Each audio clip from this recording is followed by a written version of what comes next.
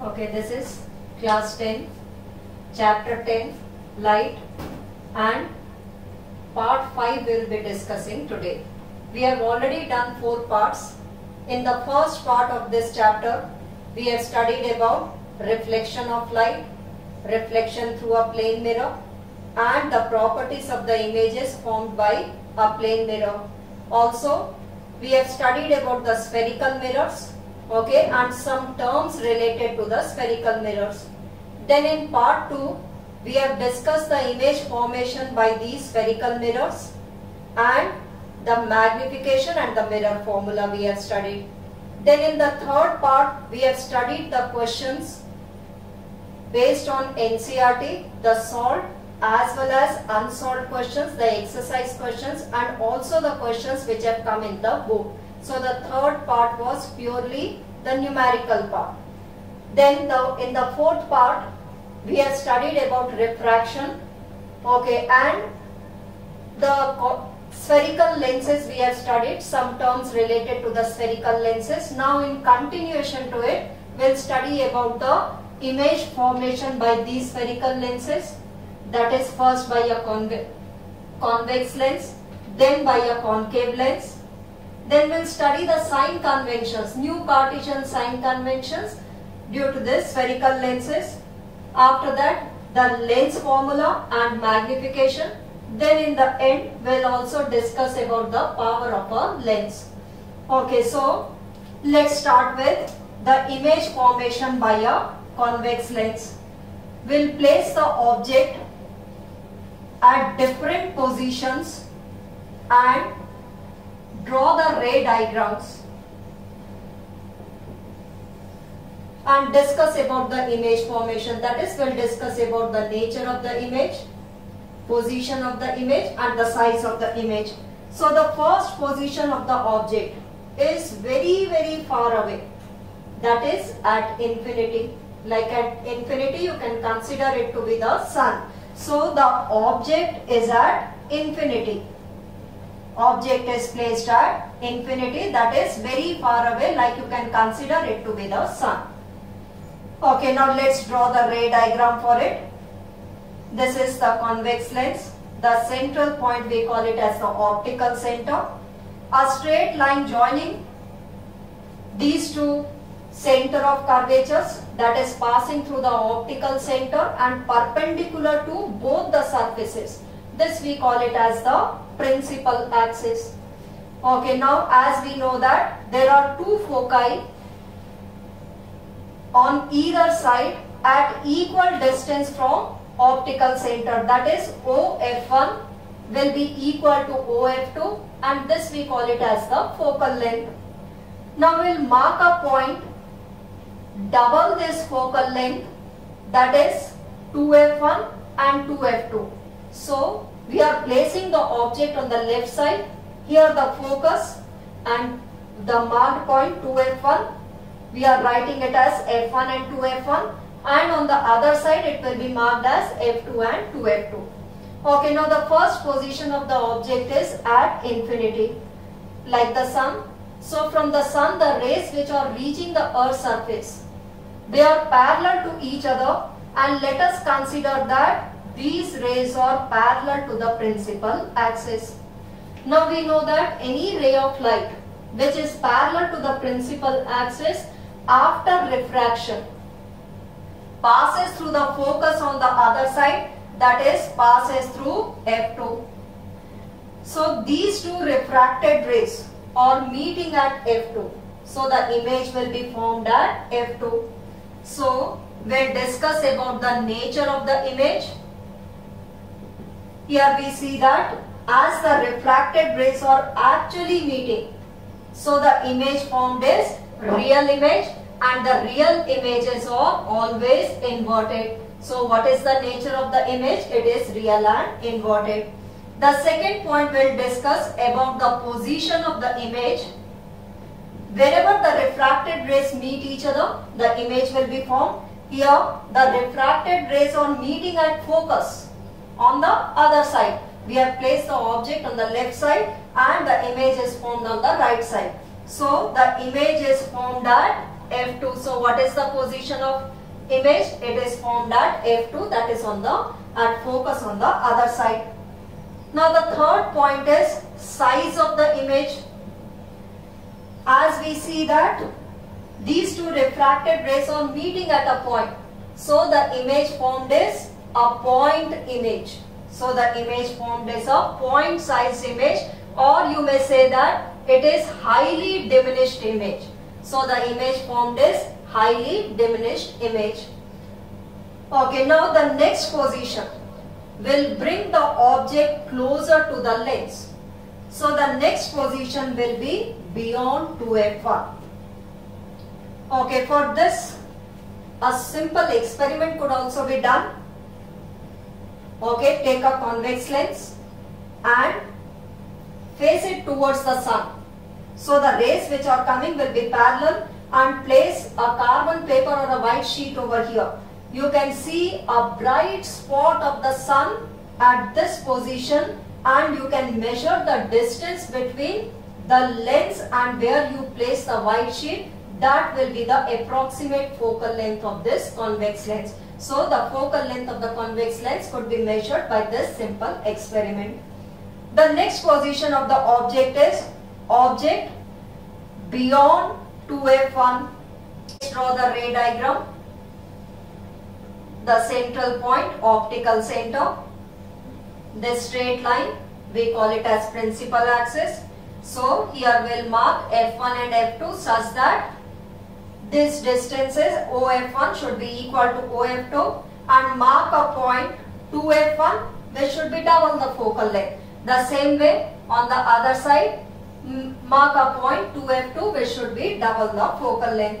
Now place the object beyond 2F1. So now this is the needle shaped object which we have placed beyond 2F1. Now a number of incident rays could be drawn from the tip of the object. Will refract them according to the rules, and wherever the refracted rays meet, the image will be formed. Okay, for drawing this ray diagram, we'll consider only two incident rays. Okay, a number of incident rays could be drawn, and all will meet, all will refract at the same point, all will meet at the same point. The image will be formed at the same point. So let us consider two incident rays. The first ray parallel to the principal axis. We know that a ray of light which is parallel to the principal axis passes through the focus on the other side, that is passes through f2. The second ray, either you can pass it through f1 and will become parallel to the principal axis after refraction, or you can pass it through the optical center which goes straight without deviation. Let us pass it through the optical center which goes straight without deviation. Okay, now this is the second refracted ray. These two refracted rays are meeting at this point. So where is the image formed? Wherever the refracted rays meet each other. So the image is formed at this point. Let's discuss the 3 points about the image. The first one is the nature of the image. Whenever the refracted rays actually meet, the image formed is real, and the real images are inverted. As you can see in the figure, the image is upside down, that is it is inverted. So the nature of the image is real and inverted. The next point is the position of the image. Where is it formed? As you can see in the figure, it is formed between f2 and 2f2, that is f and 2f on the other side. Or you may say that it is formed between f2 and 2f2. The third point is the size of the image. Here we see, if you draw it with the help of a scale and measure this length of the object and length of the image, you will see that this height of the image will be smaller than the height of the object. So the size is smaller than the object, or we can write it as it is diminished image. So the image formed is real and inverted between f2 and 2f2, and it is diminished image. Now we are bringing the object closer. So the next position will be, object will be placed at 2f1. Now let us place the object at 2f1. We'll draw the ray diagram and see wherever the refracted rays meet each other, the image will be formed. So the third position is object at 2f1. Convex lens, central point, optical center. This straight line is the principal axis. Mark f1, f2 at equal distance from the optical center. Mark 2 more points, double the focal length, 2f1 and 2f2. Now place the object at 2f1. The first incident ray, what we consider, let us consider it to be parallel to the principal axis, and we know that it passes through the focus on the other side after refraction. The second ray, either you can pass it through f1 and make it parallel to the principal axis, or you can pass it through the optical center. Wherever these refracted rays meet each other, there the image will be formed. So here we see that these two refracted rays are meeting at 2f2. So the image is formed at 2f2. So a ray of light, first incident ray parallel to the principal axis passes through the focus. The second incident ray we have considered it to be passing through the optical center, which goes straight without deviation. The two refracted rays are meeting at 2f2, so the image is formed at 2f2. Okay, so now the first point, nature of the image. Whenever the refracted rays actually meet, the nature of the image is real, and real images are always inverted. So the image is real and inverted. From the figure also you can see that the image is upside down. This is the image which is upside down. So it is inverted image.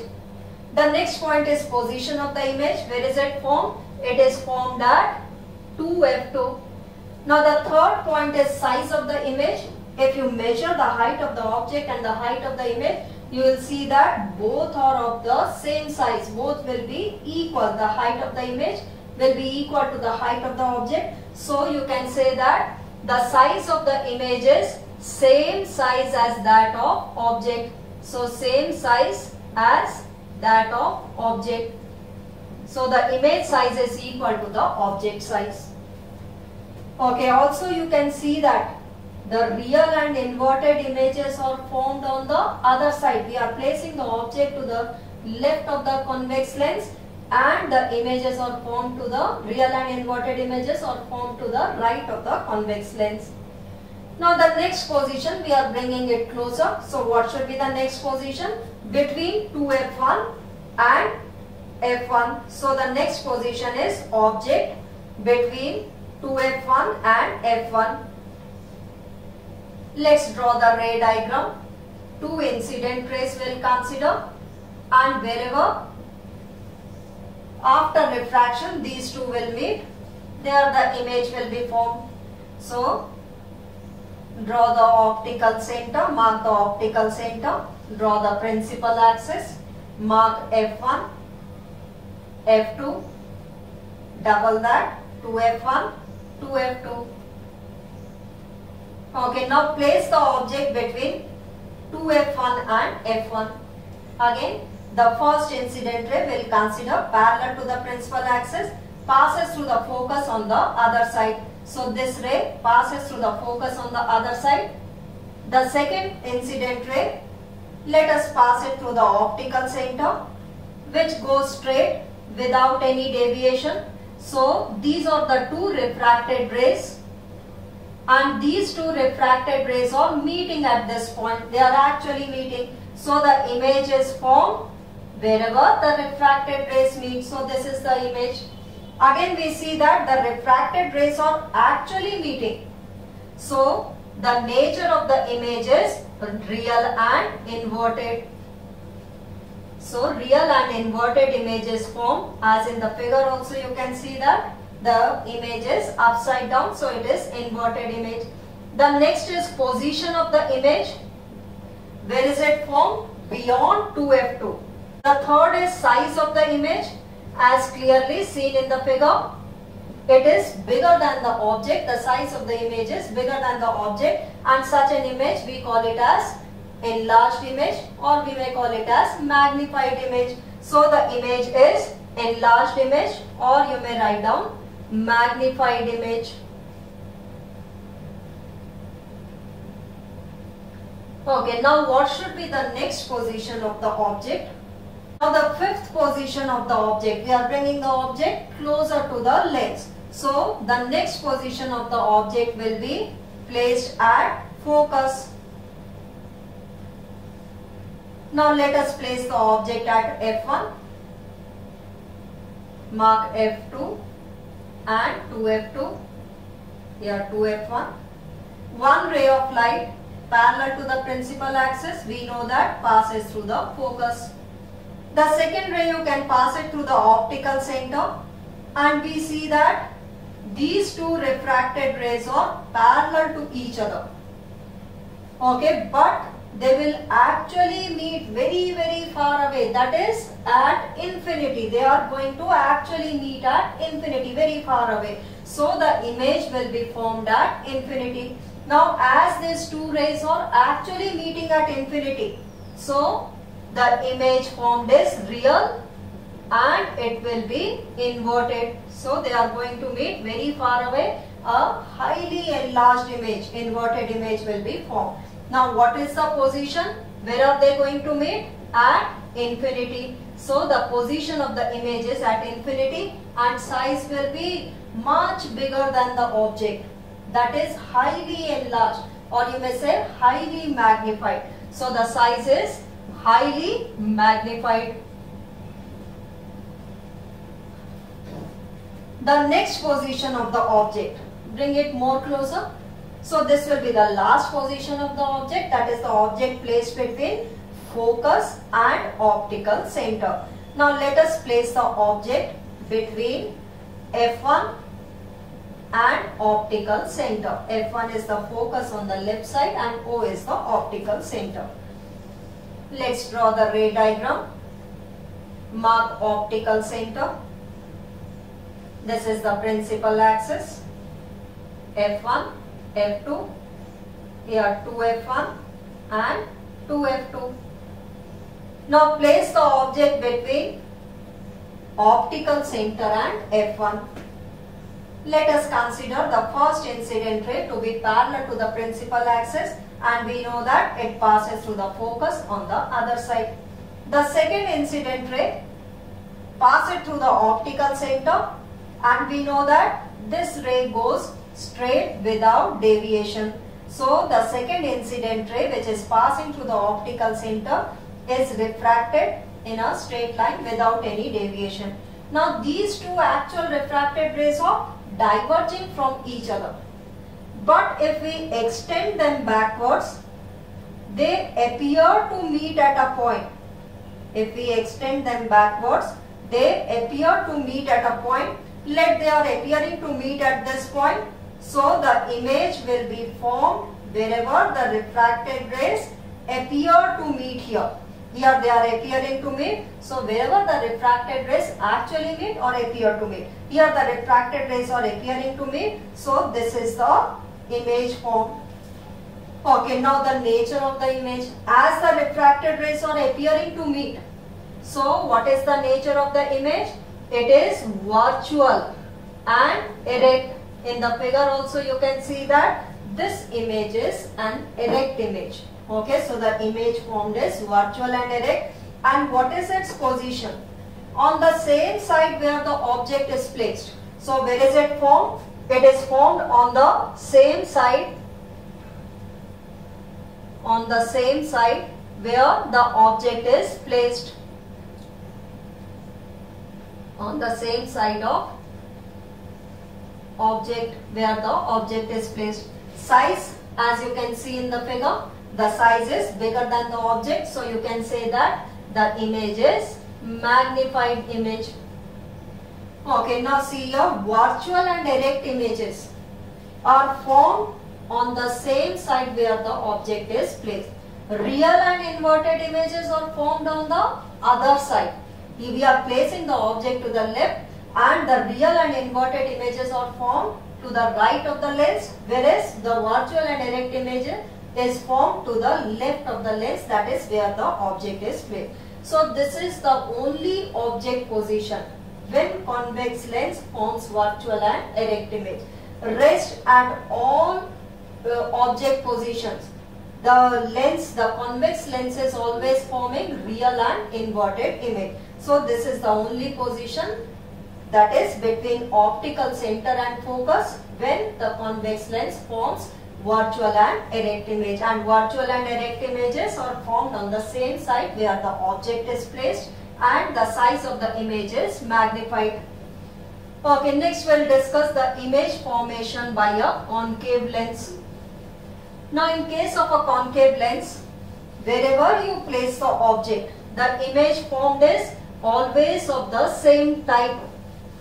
Like in spherical mirrors we have studied that a concave mirror forms different types of images at different object positions, but a convex mirror always forms same type of image. Now here in this case, in case of spherical lenses, convex lens forms different types of images at different object position, but concave lens always forms same type of image. Now let's study about the image formation by a concave lens.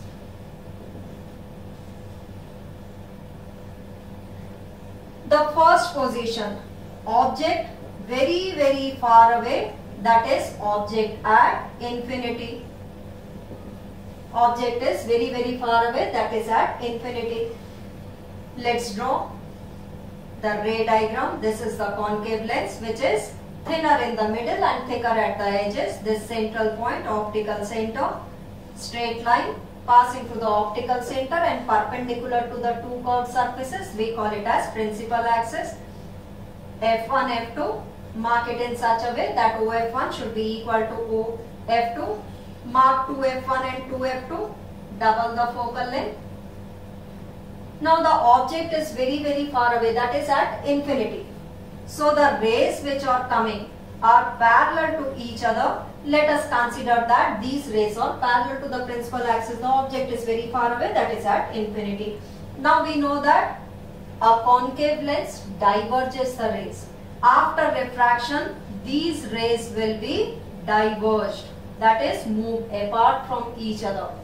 Also we know that any ray of light which is parallel to the principal axis appears to pass through the focus. So this ray of light appears to pass through the focus, and the second incident ray also after refraction diverges and appears to pass through focus. So where is the image formed?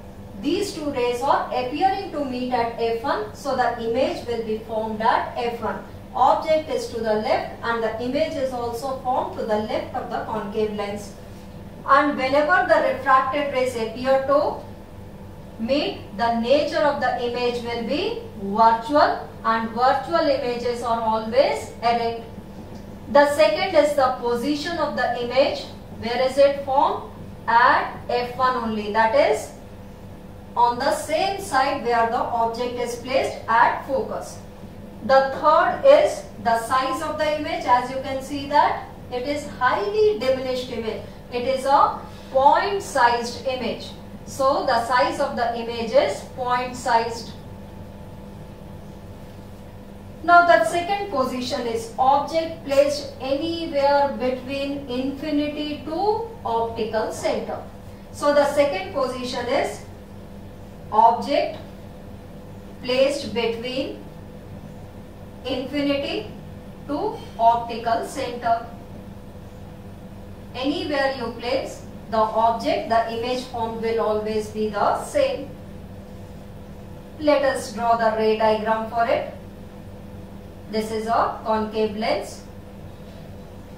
Mark the principal axis, F1, F2, 2F1 and 2F2. Now place the object anywhere between optical center and infinity. Let us place the object here. The first ray of light parallel to the principal axis. We know that in case of a concave lens, any ray of light which is parallel to the principal axis appears to pass through the focus. So this ray of light appears to pass through the focus. The second ray Let us pass it through the optical center, which goes undeviated, that is straight. Now the two refracted rays are appearing to meet at this point. So where is the image formed? At this point. So the image is formed between O and F1, that is on the same side. Now the first point about the image is nature of the image. As we see that the refracted rays appear to meet, so the nature of the image is virtual and erect. The second point is position of the image. Where is it formed? It is formed on the same side between O and F1. So its position is between O and F1 on the same side where the object is placed. The third is the size of the image.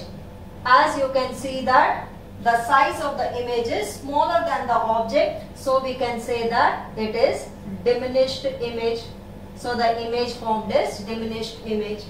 So a concave lens always forms virtual and erect image.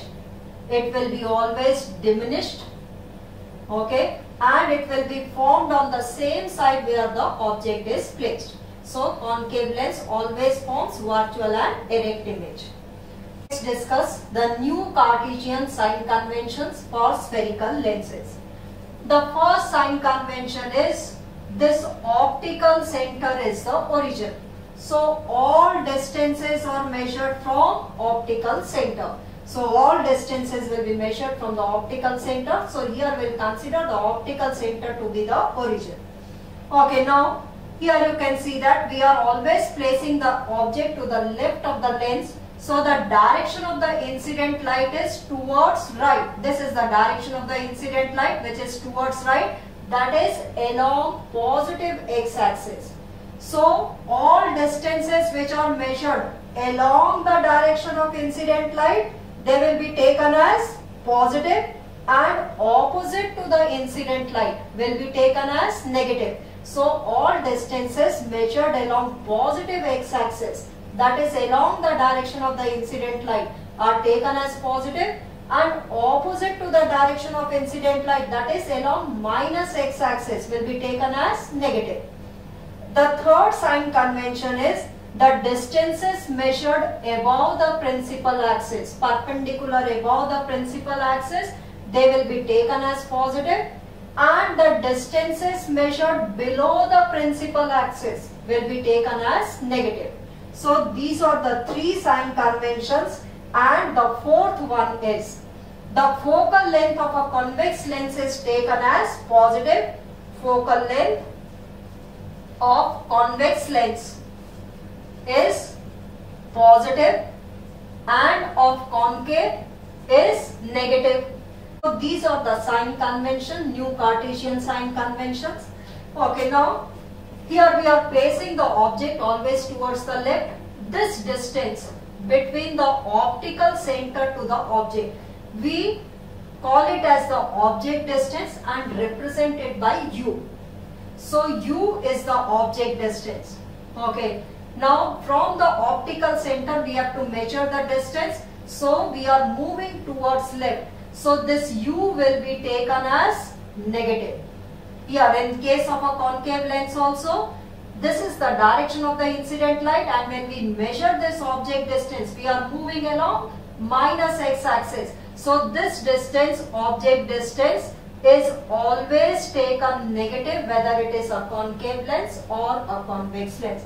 Suppose it is given that an object is placed 20 centimeters in front of a convex lens. So we will take it to be U to be minus 20 centimeters. Okay, so U distance is always negative. Now V. The V distance is the image distance, that is from the optical center to the image. Wherever the image is formed, optical center to the image, that distance we call it as the V distance, image distance. Now a convex lens forms real and inverted image as well virtual and erect image. Real and inverted images are always formed on the other side. Now this distance, object to the image, this distance we call it as V. So real and inverted images We are moving along positive x-axis from optical center to the image. Let this is the image. So in case of real and inverted images, when convex lens forms, this V distance will be taken as positive. Now we know that at one object position, a convex lens also forms virtual and erect image, which is on the same side. Okay, so in that case, virtual and erect images, V distance will be taken as negative. Concave lens always forms virtual and erect image, which is on the same side where the object is placed. So in this case, V distance will be taken negative. So real and inverted images, V will be positive. Virtual and erect images, V will be taken as negative. Okay, now the third one, distances measured above the principal axis. This is the height of the object. Let us write it as HO. We are always placing the object above the principal axis. So the height of the object will be always taken as positive. When a convex lens forms real and inverted image, the height of the image will be measured below the principal axis. So for real and inverted images, height of the image will be taken negative.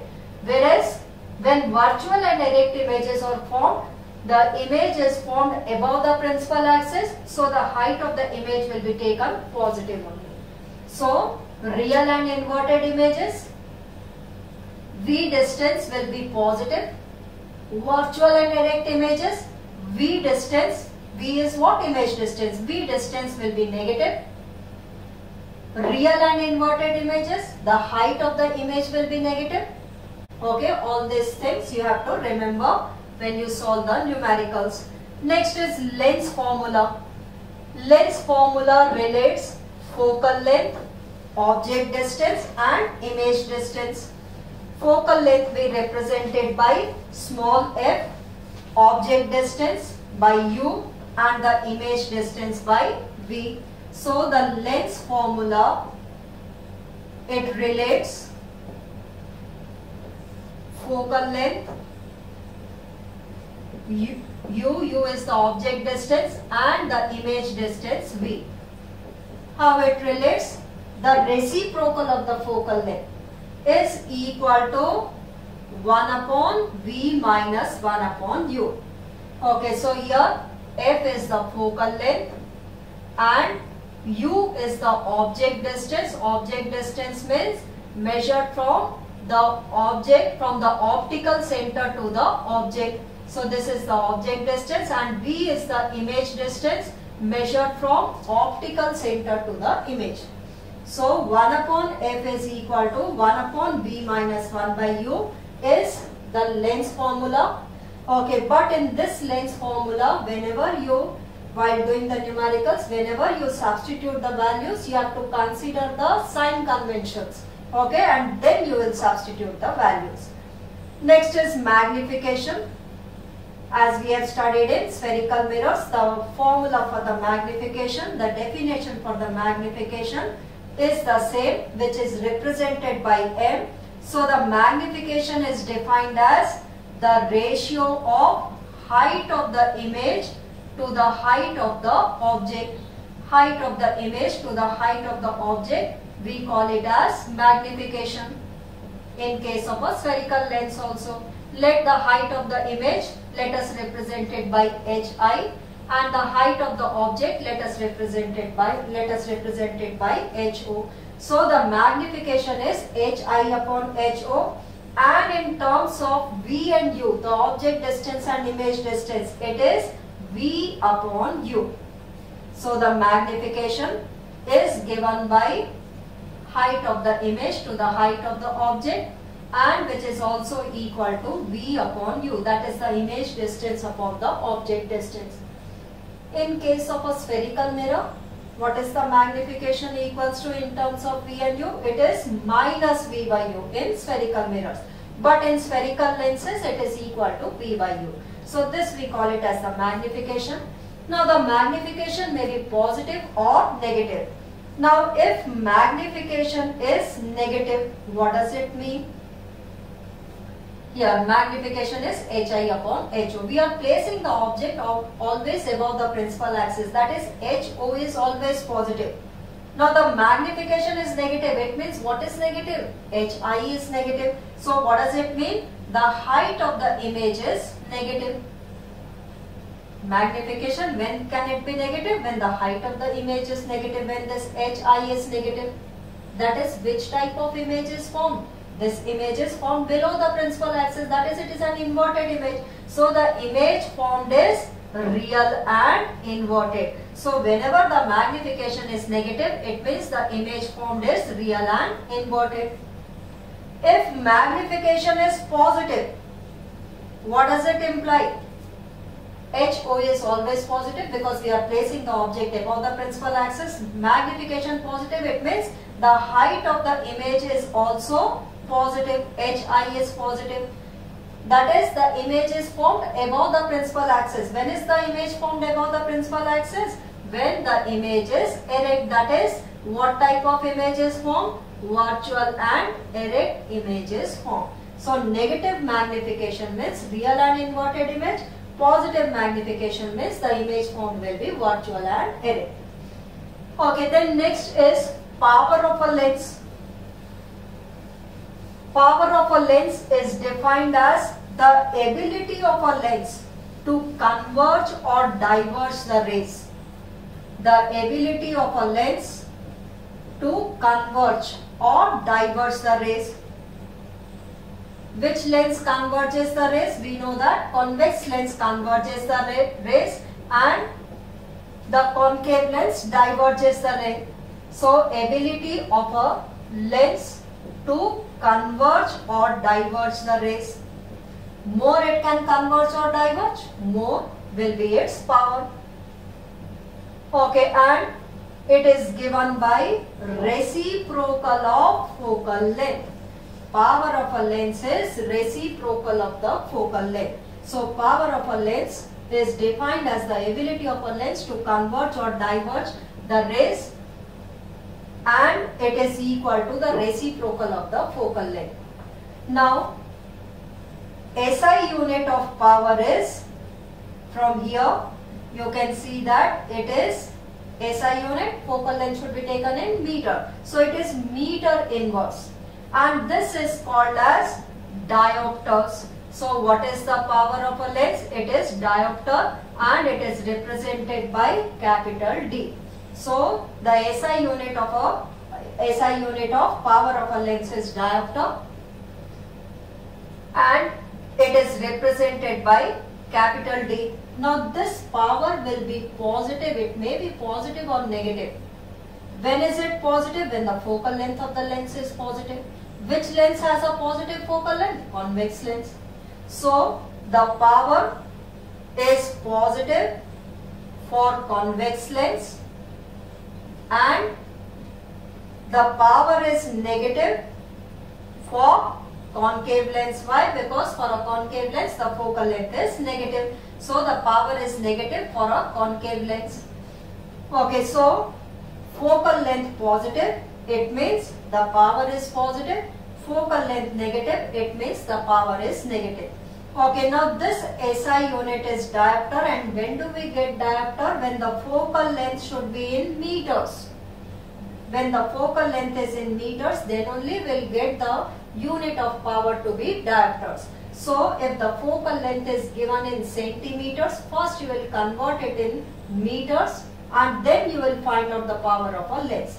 Let it is given that the focal length of a concave lens is 20 centimeter, and we know that as it is a concave lens, focal length will be taken as minus 20 centimeter. Find its power. So we know that power is reciprocal of the focal length. Okay, but first we'll convert this centimeters in meters. That is 0.20 divided by 100, or you may say 0.20 into 10 raised to the power minus 2 meter. That is 0.20 meter. So as it's a concave lens, its focal length is minus 0.20 meter.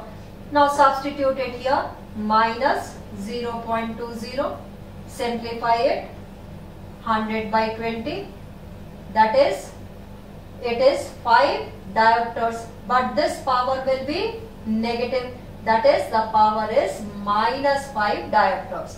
So as it is a concave lens, the power will be negative, and what will be its power? Minus 5 diopters. So whenever the focal length is given in centimeters, you will convert it in meters, and then you will find the power in diopters. Now let us define one diopter. How can we define one diopter? One diopter is the power of a lens whose focal length is how much? 1 meter. So one diopter, it is the power of a lens whose focal length is 1 meter. So one diopter is defined as the power of a lens whose focal length is 1 meter. Okay, now how is power related to focal length? It is reciprocal of focal length.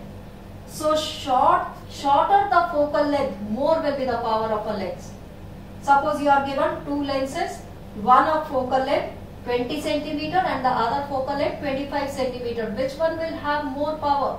Shorter the focal length, more power. So the 20 centimeter focal length lens will have more power. So shorter the focal length, more it can converge or diverge the rays, and more will be its power. So power is reciprocal of focal length. So this was the last topic of this chapter. We have completed the chapter. Okay, now the next part will be only the numericals of the NCERT book, solved, unsolved, as well as the questions which have come in CBSE board. So we'll discuss all these questions in part 6, which will be the last part of this chapter. Okay, so if you haven't subscribed to the channel, kindly do so that you can see the next part also. Shortly it will be coming. Thank you, and kindly subscribe to the channel.